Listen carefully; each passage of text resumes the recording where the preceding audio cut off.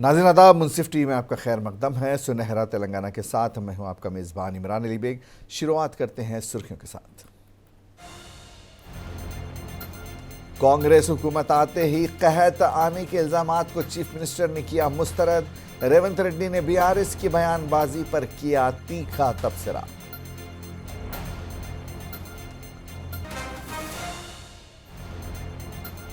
BRS के लीडरों ने सरकारी इंतजामिया से की नुमाइंदगी। नुकसान उठाने वाले किसानों को मुआवजा फराहम करने पर दिया जोर।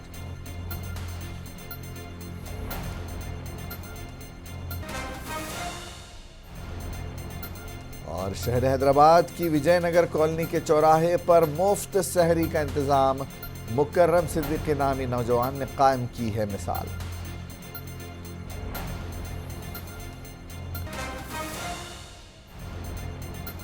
और रंगारेड्डी जिले के मोइनाबाद मंडल में गांजा चॉकलेट बेचने वाला पकड़ा गया। मुजरिम को पकड़ने के दौरान एक आदि सेल फोन चोर भी गिरफ्तार।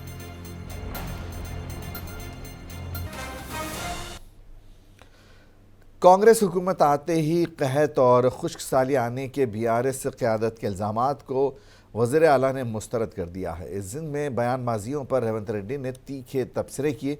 उनका कहना था कि केसीआर को अपनी पार्टी को मिले 1500 करोड़ के इलेक्टोरल बॉन्ड फंड से किसानों को 100 करोड़ रुपए देने का ऐलान करना चाहिए। కాంగ్రెస్ వచ్చింది కరువు వచ్చింది అంటున్నాడు. 80,000 పుస్తకాలు చదివిన చంద్రశేఖరరావు వానాకాలం ఎప్పుడు వస్తుంది, చలికాలం ఎప్పుడు వస్తుందో నీకు తెలియకుండా పోయిందా? జూలై, ఆగస్టు, సెప్టెంబర్, అక్టోబర్ వానాకాలం, నవంబరు, డిసెంబరు, జనవరి, ఫిబ్రవరి చలికాలం. కాంగ్రెస్ ఎప్పుడు అధికారంలోకి వచ్చింది? డిసెంబర్ 7 తారీఖు నాడు వచ్చింది. చలికాలంలో వానలు పడతాయా? July, August, September, October, November, December 7 తారీఖు మేము ప్రమాణ స్వీకారం చేసే వరకు తమరే ముఖ్యమంత్రిగా ఉంటరి, తమరి ప్రభుత్వమే అధికారంలో ఉండే. మరి తమరి పాపాలకే కదా వరుణదేవుడు భయపడిపోయి వానలు గురవక కరువు వచ్చింది. महबूब नगर के एमएलए यनम श्रीनिवास ने गांधी भवन में मीडिया से बात की। इस दौरान उन्होंने फ़ोन टैपिंग का मामला फिर उठाया। उन्होंने कहा कि वो केटीआर की तरफ से कानूनी कार्रवाई की धमकियों से नहीं डरेंगे।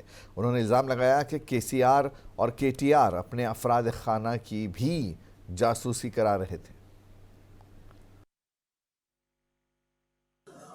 केटीआर साहब ट्वीट किया, बहुत बैड टेस्ट में है। वो लीगल एक्शन के लिए थ्रेटन किया हम लोगों को। हम उसको स्वागत करते हैं।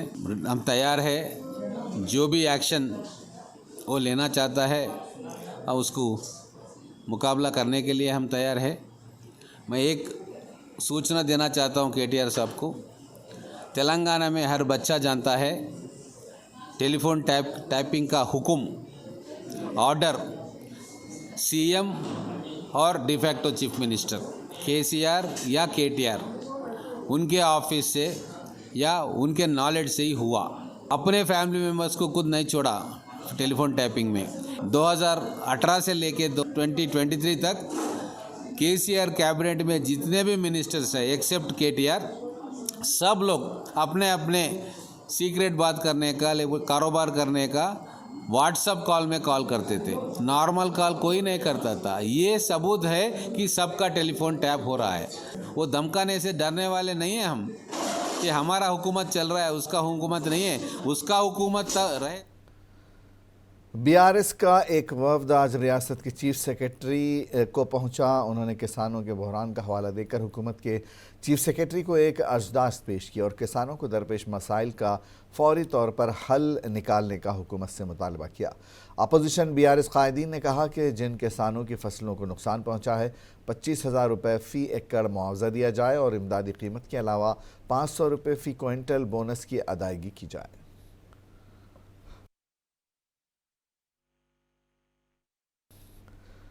कोटला के रुकन असम्बली संजय कुमार ने कहा है कि हुकूमत की लापरवाही की वजह से जिन किसानों की फसलें ज़ाय हुई हैं उन्हें हुकूमत 25,000 रुपये मुआवजा अदा करे। इस ज़िम्न कोटला के रुकन असम्बली ने अपनी अर्ज़ी हुकूमत को पेश करने जख्तियार कलेक्ट्रेट ऑफिस पहुंचे थे। उन्होंने कहा कि ज़िला कलेक्टर यास्मीन पाशा को अपनी दरख्वास्त सौंपी। उनका कहना था कि कांग्रेस हुकूमत ने अपनी हुक्मरानी के 100 दिन पूरे होने से पहले 180 किसानों की कुर्बानी ली। मुत्तहदा ज़िला महबूबनगर में अल्लमपुर और गदवाल के रुकन असम्बली ने गदवाल कलेक्टर को एक अर्ज़ी पेश की, जिसमें एक कलेक्टर से गुजारिश की गई कि वह खुश्क साली से मुतासर देही इलाकों में फसलों के हुए नुकसानात की तफसीलात जमा कराएँ और फसलों की इमदादी कीमत के अलावा 500 रुपये फ़ी क्विंटल किसानों को अदा किए जाएँ। बंडला कृष्णा मोहन रेड्डी ने मीडिया को बताया कि ज़िले के कई देहातों में पानी की फराहमी न होने की वजह से फसलें सूख रही हैं और ऐसी सूरत हाल के चलते कटाई के ऐन वक्त फसलें ज़ाय हो रही हैं। उन्होंने मुतासरा किसानों को 25,000 रुपये फ़ी एकड़ मुआवजा देने के लिए इक़दाम करने का मुतालबा किया। రాష్ట్రంలో విద్యుత్ సమస్య అయితేమి, అదేవిధంగా సాగునీటి సమస్య అయితేమి, అదేవిధంగా తాగునీటి సమస్య తీవ్రంగా ఉంది. దీన్ని మన రైతులు కూడా 500 రూపాయలు అడిషనల్గా ఇస్తామని గతంలో చెప్పడం జరిగింది. అంటే వరి ధాన్యానికి వాళ్ళు మేము అడిషనల్గా 500 రూపీస్ ఇస్తామని చెప్పడం జరిగింది. దాని గురించి ఈరోజు గౌరవ కలెక్టర్ ब्रेक के बाद एक बार फिर आपका खैर मकदम है। रियासती वज़ीर कोंडा सुरेखा ने इल्ज़ाम लगाया है कि केसीआर ने अपने दौरे हुकूमत में परेशानियों का शिकार होकर ख़ुदकुशी करने वाले किसानों को माली इमदाद नहीं दी थी, लेकिन अब नया ड्रामा कर रहे हैं। कोंडा सुरेखा शहर वरंगल के कैंप ऑफिस में प्रेस कॉन्फ्रेंस कर रही थी। उनका कहना था कि केसीआर को कांग्रेस पार्टी पर तनकीद करने का कोई हक़ नहीं है। कोंडा सुरेखा कहती हैं कि इक़्तिदार से महरूमी के बाद केसीआर और केटीआर झूठ फैला रहे हैं। कोंडा सुरेखा ने कहा कि केसीआर की हुक्मरानी में अमीर रियासत कर्ज़ों में डूब गई और फ़ोन टैपिंग कर करके केटीआर ने अदाकारों को धमकाया और सब देख रहे हैं कि कविता शराब मामले में जेल में है।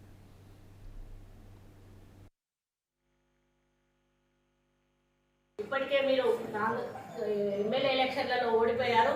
రేపు ఎంపీ ఎలక్షన్లలో కూడా 100% ఓడిపోతారని చెప్పి నేను ఈ సందర్భంగా తెలియజేస్తా ఉన్నాను. ఉచిత విద్యుత్ పేరుతో అధిక ధరకు విద్యుత్ కొనుగోలు చేసి మరి కోరుకున్న కంపెనీలకు ప్రయోగాలు చేకూర్చి వేల కోట్ల అప్పులతో రాష్ట్రాన్ని అప్పుల ఊబిలోకి దిగజార్చిన ఘనత గత ప్రభుత్వంది. కేసీఆర్ సీఎం గారిది, గత సీఎం గారిని కూడా ఈ సందర్భంగా తెలియజేస్తా ఉన్నాను. ఇవన్నీ గమనించే మిమ్మల్ని ప్రజలు ఓడగొట్టారు. కాంగ్రెస్ ప్రభుత్వం ప్రజల పక్ష वरंगल वेस्ट हल्के के रुकन असम्बली नायनी राजेंद्र रेड्डी ने आज हनमकोंडा में प्रेस कॉन्फ्रेंस की। वो ज़िले कांग्रेस कमेटी के सदर भी हैं। इस मौके पर उनका कहना था कि साबिका बीआरएस हुकूमत में केसीआर ने सिर्फ इक़्तिदार में बने रहने के लिए पानी, तकरीरों और फ़ंड जैसी बातें करके लोगों के जज्बात का इस्तेहसाल किया। उनका कहना था कि जब वरंगल शहर सैलाब में डूब गया तो माली इमदाद तो छोड़िए, केसीआर ने लोगों से मुलाकात की जहमत तक गवारा नहीं की और अब पार्लियामेंट चुनाव के लिए वो बीजेपी और बीआरएस अपने ड्रामों के साथ फिर सड़कों पर उतर आई है। మొన్న హరీష్ రావు గారు కానీ కేటీఆర్ గారు కానీ కేసీఆర్ గారు కానీ వచ్చిపోయినప్పుడు ఆ పంటలని చెప్పి ఈ పంటల గురించి అని చెప్పి ఎండిపోతున్నాయి అని చెప్పి వచ్చి మాట్లాడిన తీరు చూస్తే తెలంగాణ ఉద్యమ ఆకాంక్ష, నీళ్లు నిధులు నియామకాలు అని ఓ సెంటిమెంటల్ వర్డ్స్ని యూజ్ చేస్తూ ఇన్ని రోజులు ప్రజలని పక్కదో పట్టించి ఊరేగిరు 10 ఏళ్ళు. ఇలా మీరు ఎక్కడికైతే పంటల కాడికి పోయినరో సోదరులు మీరు అందరూ కూడా వెళ్ళిండ్రు. అక్కడికి చుట్టుపక్కన బోర్లు పోస్తానే కూడా కొన్ని టీవీలలో అవుపడుతున్నాయి, పచ్చదనం అవుపడుతున్నది.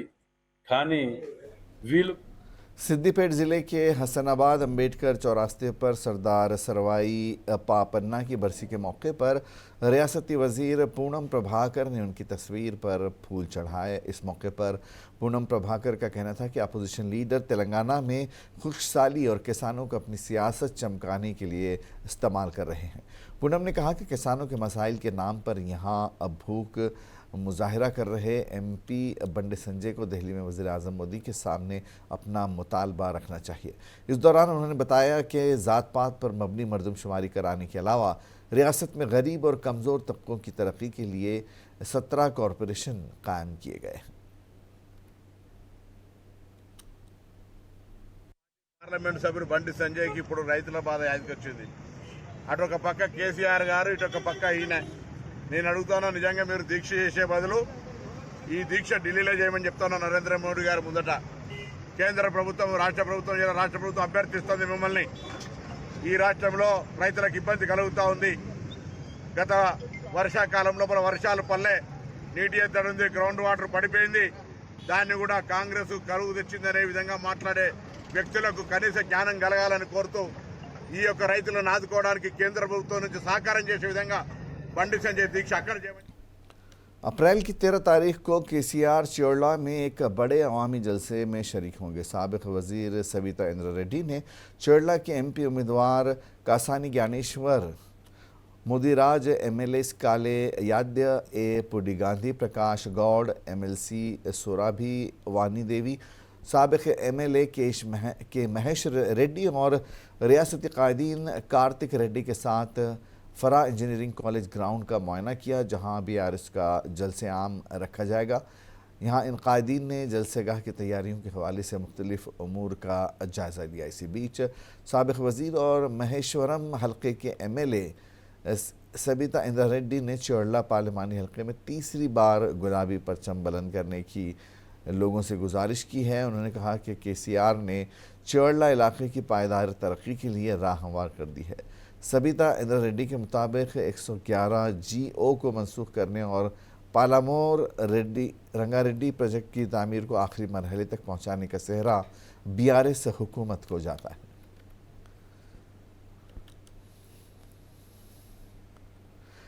Greater Warangal corporation civil contracts association के लीडर अजीज़ अहमद ने पिछले 2 सालों से ज़ेर इल्तवा बिलों की फौरी अदायगी पर जोर दिया है। तंजीम के अरकान ग्रेटर वरंगल हेड ऑफिस पहुंचे थे। उन्होंने पेंडिंग बिलों की फौरी अदायगी का मुतालबा करते हुए एक अर्जदाश्त इंतज़ामिया को पेश की।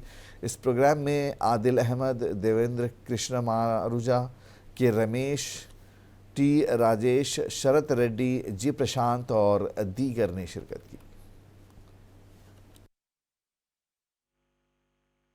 చాలా చిన్న మంది కాంట్రాక్టర్లు కొంతమంది అప్పులు చేసి వాళ్ళ భార్య పిల్లల బంగారం కుదవబెట్టి తెచ్చి వర్కులు చేస్తున్నారు. గత 2 సంవత్సరాలకు వెళ్ళి ఇదే దుస్థితి.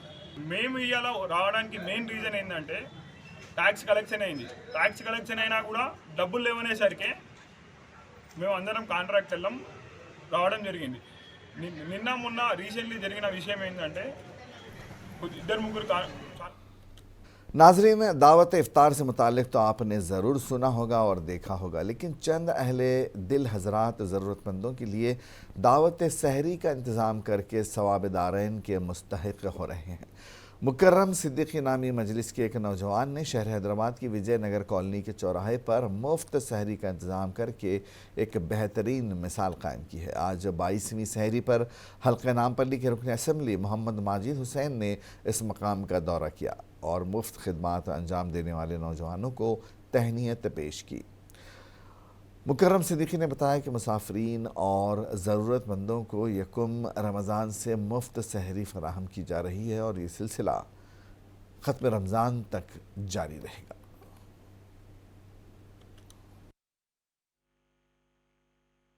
जितने भी यहाँ के अतराफ़ के जो हॉस्टल्स के जो नौजवान हैं उन लोगों के लिए और जो भी मुसाफिर है उन लोगों के लिए तकरीबन हम अलसबा के सामने सहरी का अरेंजमेंट करे हैं मजलिस इत्तेहादुल मुस्लिमीन के जानिब से और हमारे सदर बैरिस्टर असदुद्दीन अवैसी साहब की गार्डियनशिप में और हमारे माजिद हुसैन साहब की लीडरशिप में हम सब नौजवान यहाँ पर चाहे लक्ष्मी नगर के हो, विजयनगर के हो, तमाम नौजवान वॉलंटियर्स बनकर ये सर्विस कर रहे हैं फी सबीलिल्लाह और बस खिदमत खल्क का ये काम कर रहे हैं, बस दुनिया में रह के आखिरत बनाने के लिए काम कर रहे हैं।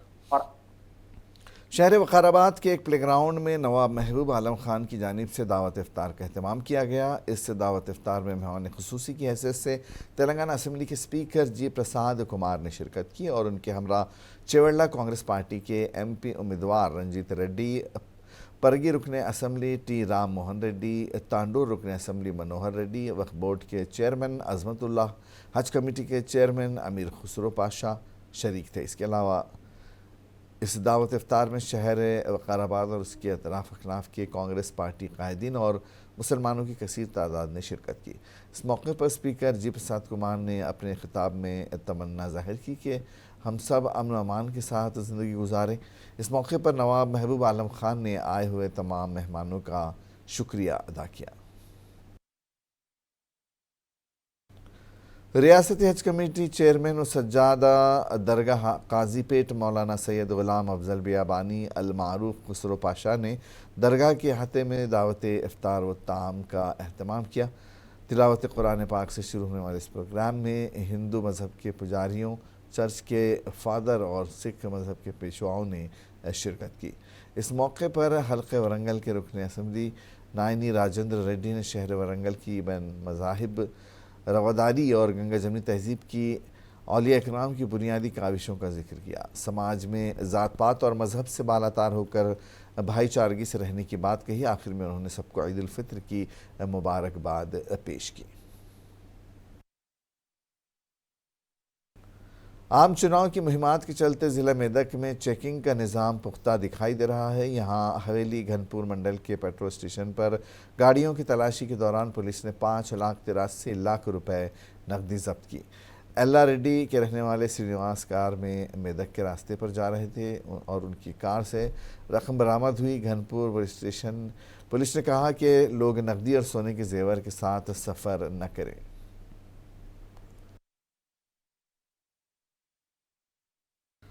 कामारेड्डी में ज़िला कलेक्टर जीतेश वी पाटिल ने कहा कि पोलिंग अफसरान को इंतखाबी क़वानीन और ज़वाबित की मुकम्मल समझ होनी चाहिए। कामारेड्डी कलेक्ट्रेट दफ्तर के कॉन्फ्रेंस हॉल में मास्टर्स ट्रेनर्स के लिए ट्रेनिंग का इनेकाद कर रहे थे।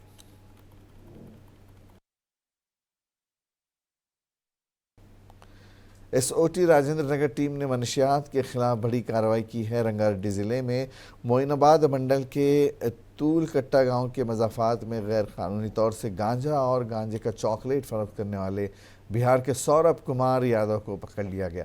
मुलजिम के कब्ज़े से 580 ग्राम गांजा और 92 गांजा चॉकलेट जब्त की गई। इस दौरान एक आदि सेलफोन चोर मुश्तबा अली खान भी पकड़ा गया। मुलजिम हैदराबाद और साइबराबाद में सेलफोन्स की चोरी के 10 मकामात में मुलविस रहा है और वो यहाँ गांजा ख़रीदने आया था और पैसों की बजाय फ़ोन देकर गांजा ख़रीदना चाहता था। पुलिस ने कुल मिलाकर जाय वारदात से 80,000 रुपयों के सामान बरामद किया है।